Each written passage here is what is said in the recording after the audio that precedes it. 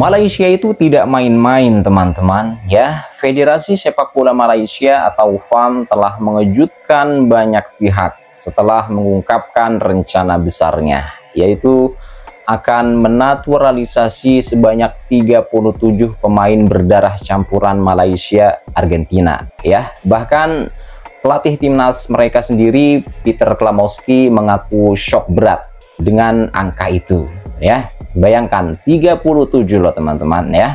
Langkah ini menandakan ambisi besar Malaysia untuk memperkuat Harimau Malaya dan bersaing lebih serius di kawasan Asia Tenggara, bahkan mungkin melampaui Indonesia ya. Dalam pertandingan terakhir melawan Vietnam di kualifikasi Piala Asia 2027, Malaysia menurunkan sebanyak 18 pemain naturalisasi dan menang telak 4-0 ya.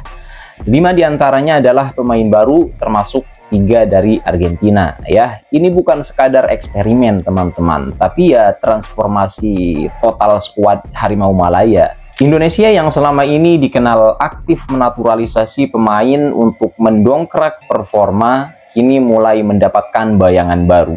Malaysia bergerak cepat, membangun jaringan diaspora dan mencari darah Malaysia hingga ke Amerika Selatan ya. Ambisi mereka jelas, yaitu menjadi kekuatan dominan di Asia Tenggara. Mengerikan? Ya, mungkin. Jika semua 37 pemain lolos verifikasi, kekuatan Harimau Malaya menurut saya akan naik level ya. Dan bagi negara lain, termasuk Indonesia, ini bukan sekadar berita, ini peringatan.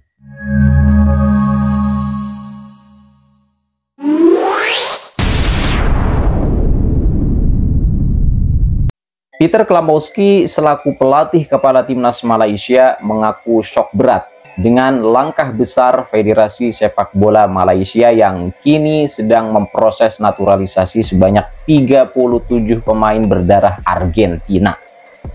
Media Vietnam juga telah menyoroti reaksi Klamowski ini sebagai sinyal ya bahwa Harimau Malaya tengah bersiap menyalip timnas Indonesia sebagai kekuatan utama di Asia Tenggara. Ya, perlu digarisbawahi, kekuatan utama. Keren gak tuh? Indonesia sendiri bukan asing dalam urusan naturalisasi ya, namun Malaysia tampaknya tidak main-main. FAM telah mengidentifikasi puluhan pemain keturunan Malaysia Argentina yang siap memperkuat skuad Harimau Malaya.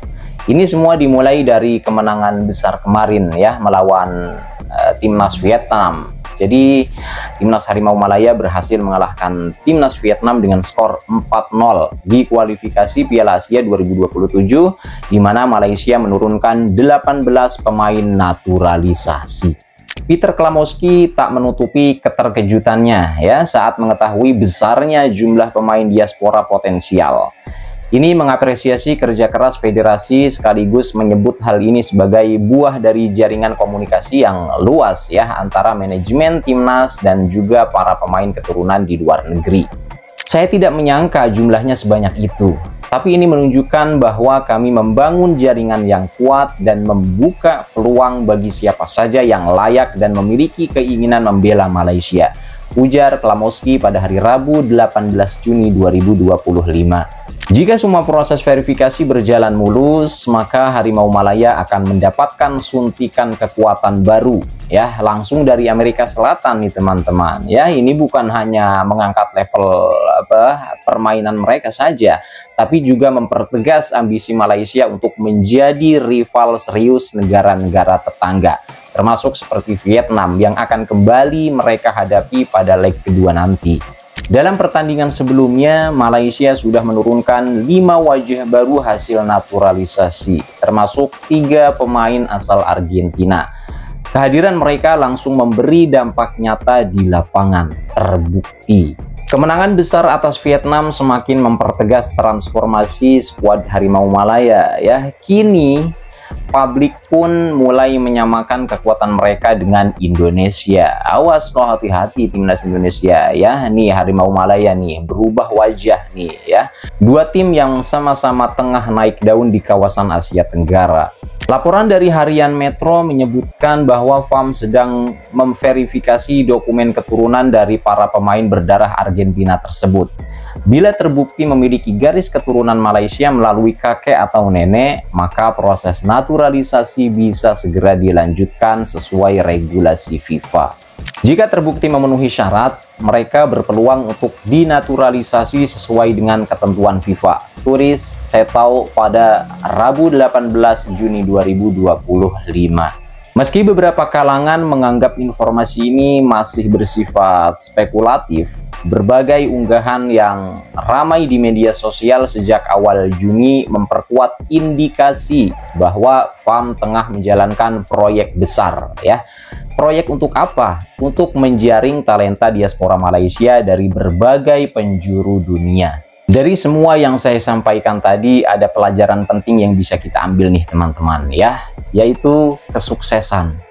Bahwa kesuksesan itu tidak cukup hanya dengan bakat lokal, ya. Malaysia telah membuktikan pentingnya strategi diaspora dan jaringan global. Itu yang pertama. Dan yang kedua, FAM tidak menunggu. Mereka itu mencari, jemput bola, kemudian menemukan dan bergerak cepat. Keberanian mengambil langkah besar bisa mengubah peta kekuatan regional.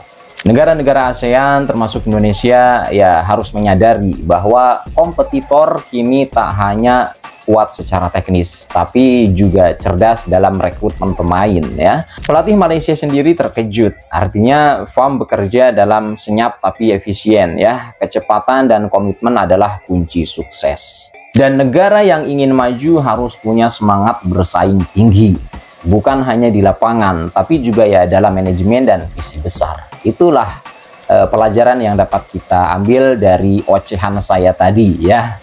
Tapi jangan salah loh teman-teman, pastinya memiliki nilai positif dan negatif. Apa saja sih nilai-nilai positifnya? Nah, yang pertama nih ya, nilai positif yang pertama yaitu dengan merekrut pemain berdarah campuran yang bermain di liga top seperti Argentina, kualitas tim bisa langsung naik tanpa harus menunggu pembinaan jangka panjang, ya. Kemudian kehadiran pemain naturalisasi meningkatkan kualitas pertandingan, memacu negara lain termasuk Indonesia nih ya untuk terus berbenah agar tidak tertinggal. Malaysia juga telah menunjukkan bahwa untuk lolos ke ajang internasional seperti Piala Asia atau bahkan Piala Dunia dibutuhkan kombinasi taktik dan talenta global. Nah, langkah ini menginspirasi negara lain untuk menggali potensi dari warga keturunan di luar negeri yang mungkin selama ini terabaikan. Dengan hasil yang membanggakan, minat publik terhadap sepak bola nasional bisa meningkat dan sponsor pun berdatangan. Sekarang nilai-nilai negatifnya nih teman-teman. Yang pertama, dengan terlalu banyak pemain naturalisasi, kesempatan pemain lokal untuk berkembang di timnas bisa terhambat dan mematahkan semangat generasi muda, ya. Jika terlalu bergantung pada pemain keturunan atau asing, Malaysia bisa kehilangan identitas dan gagal membangun fondasi sepak bola jangka panjang. Perbedaan budaya, bahasa, dan gaya bermain juga bisa menimbulkan gesekan internal ya jika tidak dikelola dengan baik.